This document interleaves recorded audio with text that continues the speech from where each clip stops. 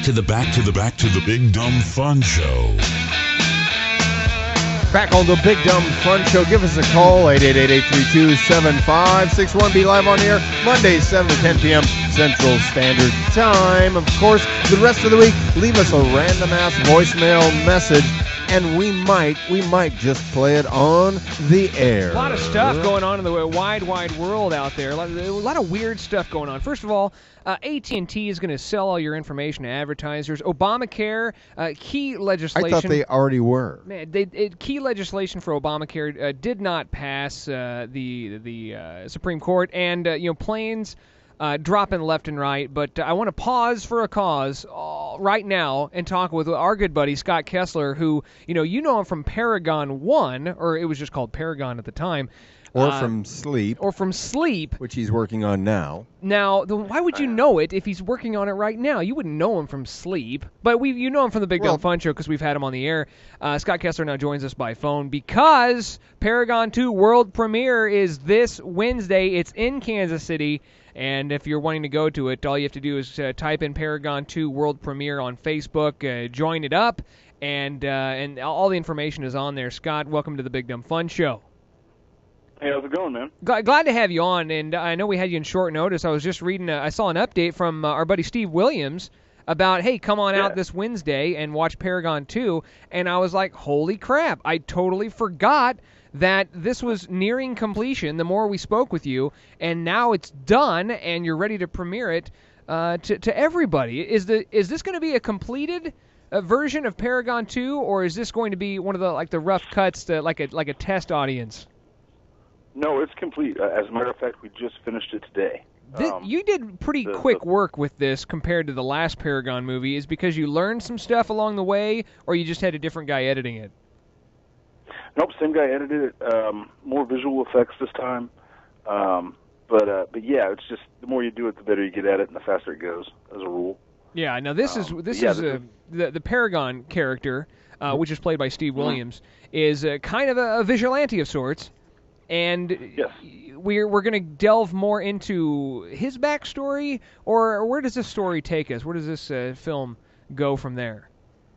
It takes place 5 years after the original, and in this one he is trying to find the kidnapped son of an industrialist, and at the same time we're carried through a series of flashbacks that, it reveals more about his origin and where he came from and how he came to be what he is now.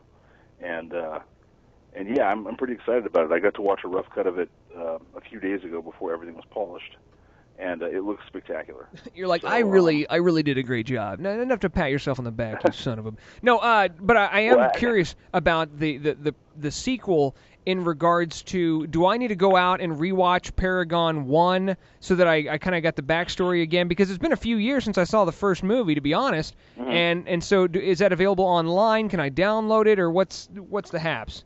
Yeah, as a matter of fact, you can buy it at www.madcapvideo.com. Madcapvideo.com.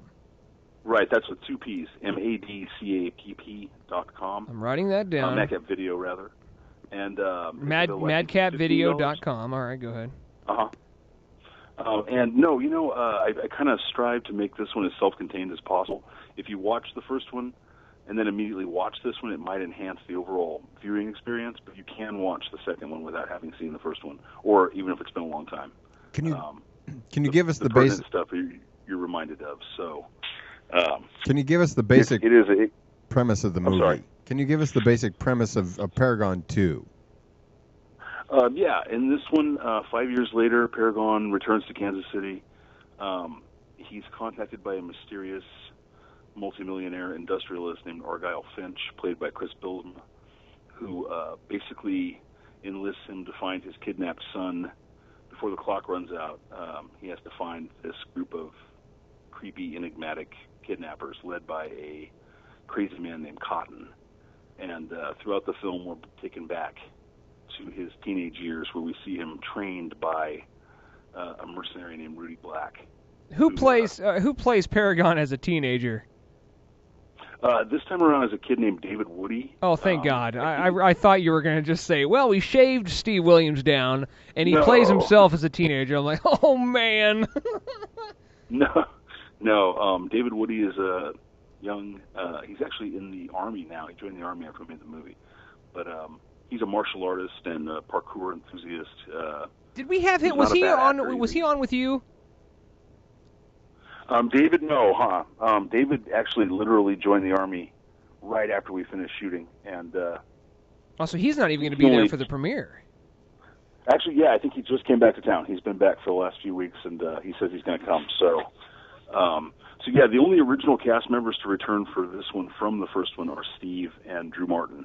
Gotcha. Who plays Corliss. Yeah, and everybody else is new.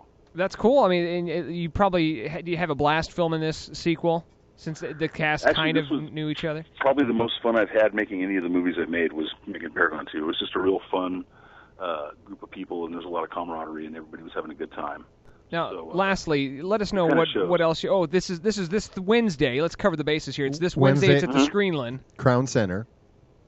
That's right. Well, Wednesday night, Screenland Crown Center at 8:30 p.m. How much? The tickets are $8. At what $8. At what time is it again? I was going to say you can purchase them online at screenland.com. Okay. If you go to the Crown Center location, you can buy them right there. 8:30 p.m. this Wednesday at the Screenland. It's at Crown Center. It's easy to find. A great theater to have these filmings, the film viewings at as well. Yeah. So that's great that you were able to. Paragon there about 2 years ago was great. Oh, that's right. Because I saw it was at the Nolan Fashion Square.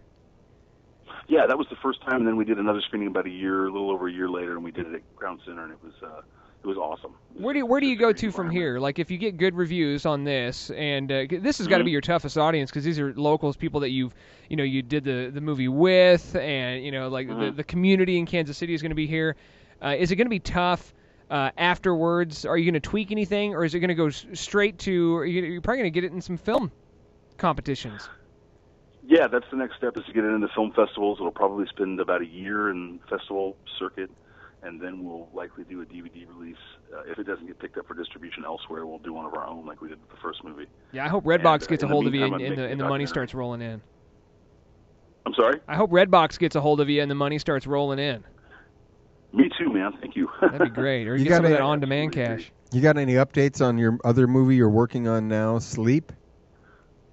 Sleep is, well, we haven't yet raised the funds, and we've had some changes in the crew department, the producer department.